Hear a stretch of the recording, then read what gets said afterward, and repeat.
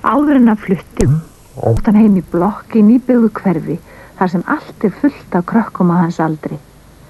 Þar átt hann marga góða vini og lék sér við þá frá morgni til kvölds. Hann kveið þess vegna fyrir að flytja í annað hverfi þar sem hann þekkti engan. Og það virðist svo sannarlega hafa verið ástæða til þess að kvíða. Það hvergi nokkur krakki sjáanlegur. Þetta alveg furðulegt. Kukkur kíkir út garðhliðið og niður eftir götunni. Engir krakkar. Neðar á gangstéttinni bekkur og það sitja einhverja á honum. Kukkur gengur þangað. Þetta þá allt saman eldgamalt fólk. 2 forneskjulegi kallar og 1 kettling sem svo gömul og krumpu að Kukkur vissum ef hann kæmi við hana myndi molna og verða dufti. Kukkur gengur áfram eftir gangstéttinni. Öll húsin við götun eru gömul og flest hrörleg.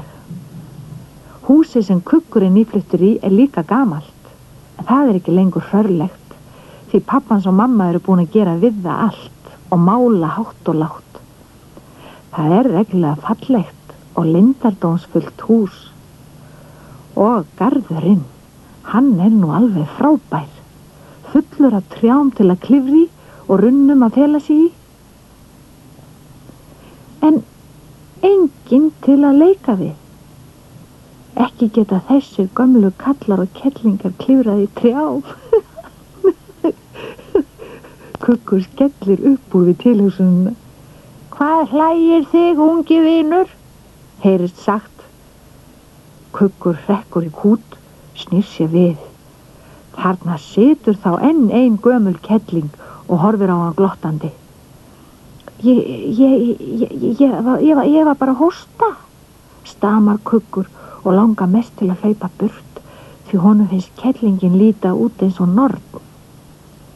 En þá heyrist skrítið hljóð. Eins og líkast tísti í tölvuspili. Það eins og það komi frá gömlu konunni.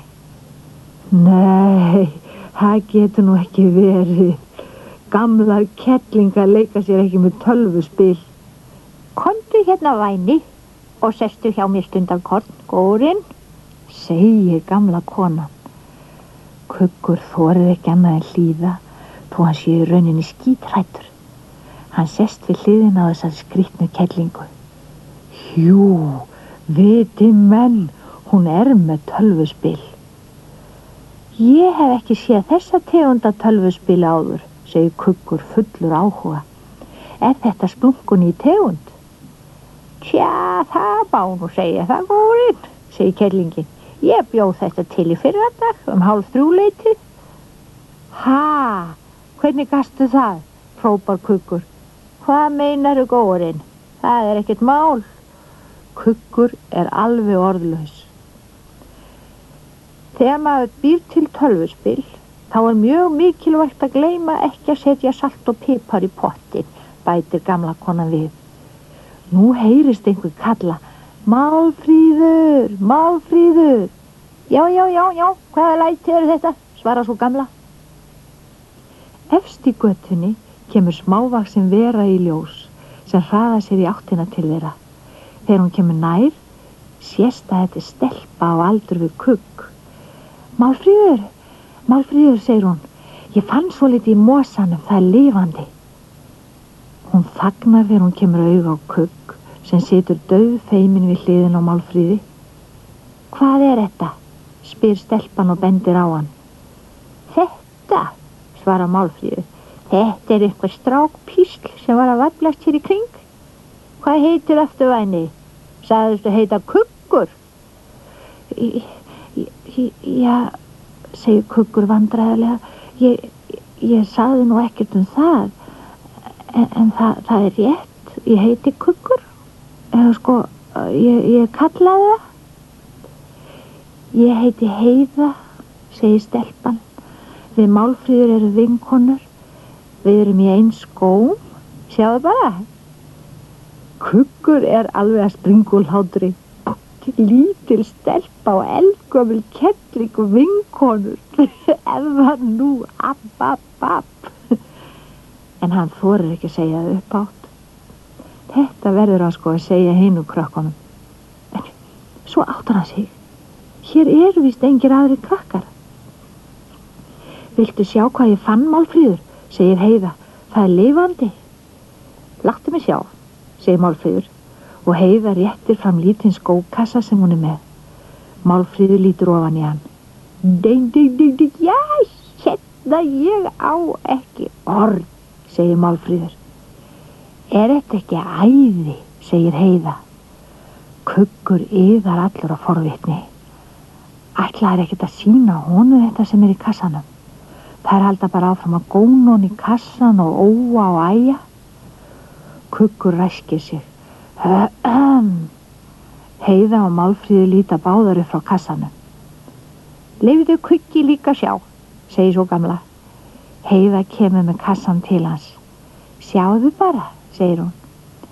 Kuggur gægist varlega ofan í kassan. Nei, hvað? Hann trúir ekki sínum eigin augum. Í kassanum situr eitthvað lítið dýr. Svo yndislega frábært að hann langar mest til að taka í lóan og leggja það upp á vanga sér. Það situr þarna og horfir á hann stórum augum. Hvaða dýr er þetta? Spyr Kuggur forviða. Ég veit það bara alls ekki, svarar Heiða. Ég er ekki einu sinni viss að þetta sé dýr. Nú, segir Kuggur. Hvað getur það þá verið? Kannski geimkvikindi, stingur Heiða upp á. Ég á bók með alls konar geimmyndum, segir Kuggur. Þar er fullt af myndum af geimverum en enginn þeirra svona.